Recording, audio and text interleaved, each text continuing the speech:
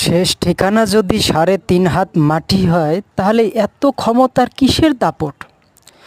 তুমি ভোর 5টায় মারা যাবা,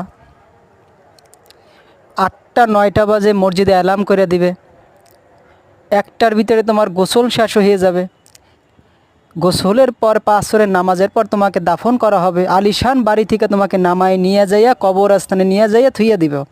তো এত ক্ষমতার কিসের দাপট? এই সব কিছু থাইরা তো তোমার সেই কবরের ভিতরেই যাওয়া লাগতেছে। তো তুমি যদি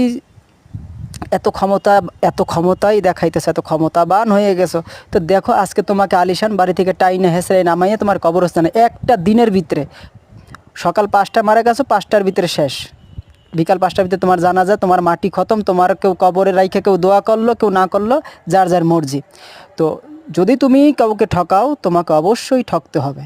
তুমি যদি কাউকে দুনিয়াকে তুমি যদি ঠকাইয়ে যাও মানুষদের,